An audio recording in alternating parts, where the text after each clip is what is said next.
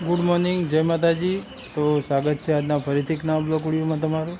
તો સવારની સવાર પડી ગઈ છે, ઘડિયાળમાં 8 વાગી ગયા। આપણે બ્લોગની શરૂઆત કરી નાખીએ।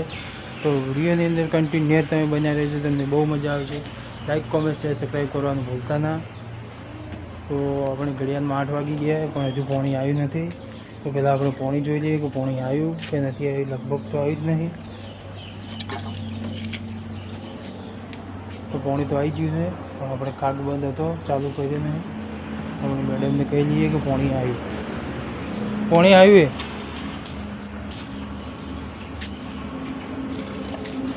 આવી ગયું, પાણી આવી ગયું। મોટર નહીં લગાવ્યું તો ટોકામાં તો પાણી હશે।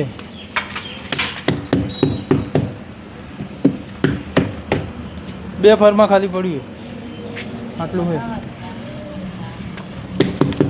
ઉપરવાળો ભાગ બધો ખાલી પડ્યો। તો આપણે સરસ મજાનું પાણી આવી ગયું છે 8 વાગે અત્યારમાં। તો આપણે પહેલાં હવે મોટર લગાવીને ટોકું ભરવાનું ચાલુ કરી દઈએ રાતે, કારણ કે વરસાદ આવ્યો હતો। તો આજે હવે ગમે ત્યારે લાઇટ જાતું રહે, લાઇટનું કોઈ નક્કી રહેતું નહીં। તો ફાઇનલી ગઈશ આપણે મોટર પાણીની લગાવી દીધી હતી। વાયર લગાવવા બદલે આવ્યા હતા પણ મેડમ ના પાડે છે। શું થયું? તો પાણી ખરાબ આવે છે એટલે કે મોટર ચાલુ નહીં કરવી। તો વાયર આપણે મૂકી દીધો હોય, જોઈ લો વાયર ભર પડી દીધો કારણ કે પાણી ખરાબ આવે છે। રાતે વરસાદ આવ્યો એના હિસાબ લાગે બોરમાં જતો રહે વરસાદ બધો, એવું લાગે મને તો। ખરાબ પાણી આવે ડોળો। તો આવું પાણી તો શું ભરીએ?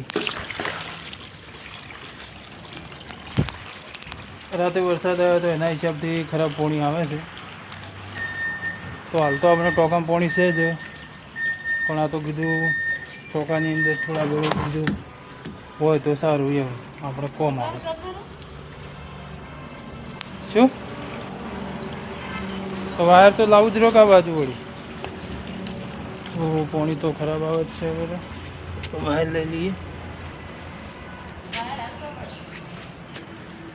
પાણી તો ખરાબ તો આવશે જ। એટલે તો હું પેલા જઈને બગીચામાં થોડું ઓટો મારતા આવું, ચાલુ થઈ જાય। આપણે બગીચામાં તો ચાલે એવું છે, કોઈ ચિંતા છે નહીં। તો આપણે એવું નહીં, અમે રાતે વરસાદ તો આવે તો ચાલે એવું છે।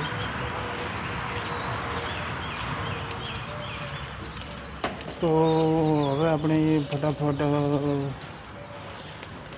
બટાકા કાપવા બદલે બેસી જઈએ, કારણ કે આજે બટાકાની સબ્જી બનાવવાની છે। તો ફટાફટ આપણે કાપી લઈએ પહેલાં તો બટાટા। ને મેડમ બેસે કપડાં ધોવા, નાવા ધોવાનું બાકી છે।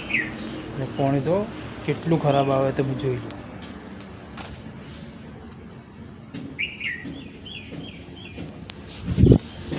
એકદમ પાણી ખરાબ આવે। ખાલી આ તો માટલામાં કાલનું પાણી ભરેલું પડી છે, એ અત્યારમાં હજુ સુધી પીવા રહ્યા છે। હવે વડે 4 વાગે વળી પાણી આવશે, ત્યારે આપણે પાણી ભરવાનું થશે। જો સારું પાણી આવશે તો ભરશું, ન કે કંઈ ભરશું નહીં। તો હવે આપણે બટાકાનું શાક આજે બનાવવાનું છે।